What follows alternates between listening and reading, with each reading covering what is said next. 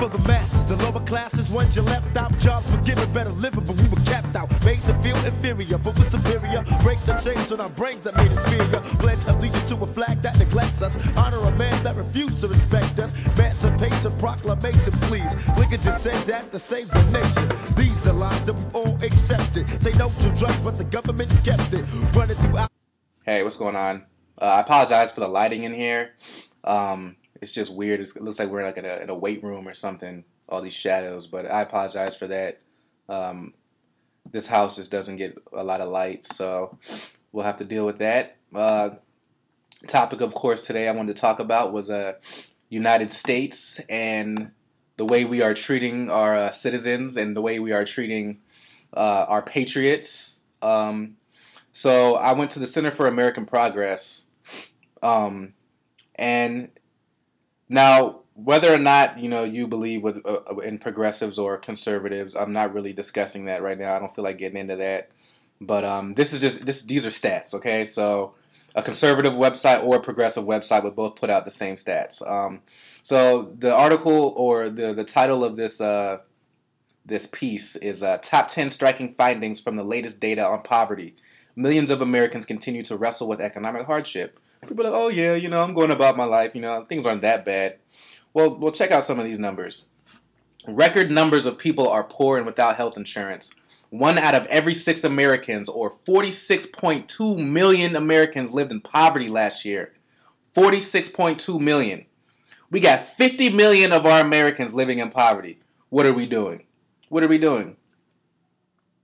More than a third of our population is living on low income.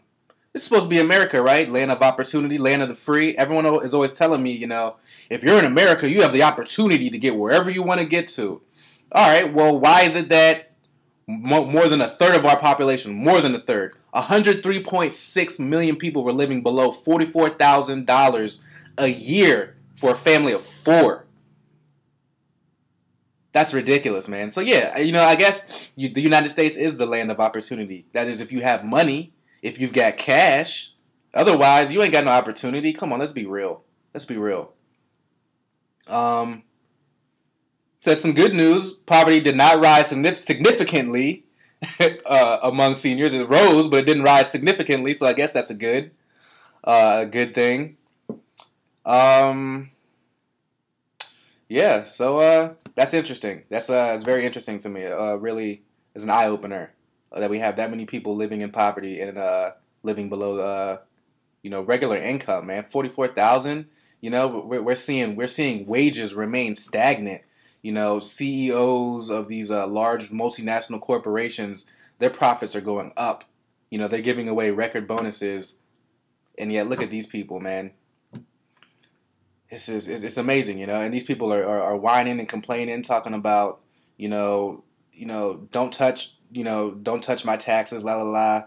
It's just crazy. Like you would think that they were living in poverty, You would think that they were living in the most dire situations. I just don't like. What is our government doing? Democrats and Republicans both. Like they're not. What are we doing? I'm looking at this Reuters article. It says chances of another recession increasing. This is based on a Reuters poll. And then like their little their deck says chances the United States will lapse into another recession rose over the past month to nearly 1 in 3 as the economy faces a number of roadblocks that could derail already weak growth. A Reuters poll showed on Wednesday. So it says the poll of more than 70 economists found respondents had slashed their growth forecasts from just a month ago, although the rate of growth was still expected to tick up.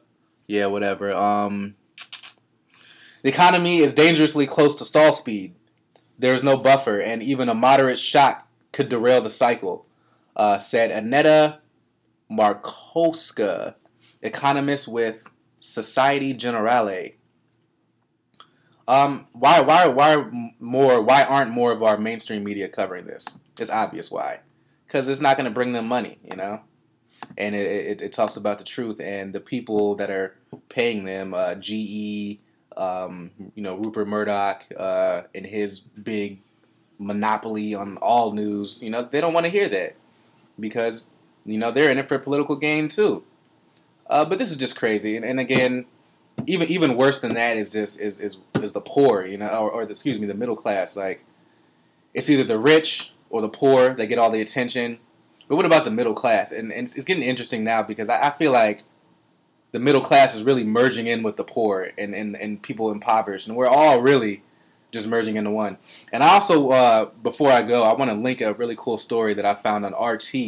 And it shows a Georgetown, down here where I live in D.C. It shows a Georgetown community, and then it shows Southeast D.C., which is one of, just right across the border in D.C. D.C. is in quadrants and diagonal quadrants. So Georgetown is, northwest D.C., and then you got Southeast, which is really the most difficult place in D.C. to be. It's really among the poorest in the nation.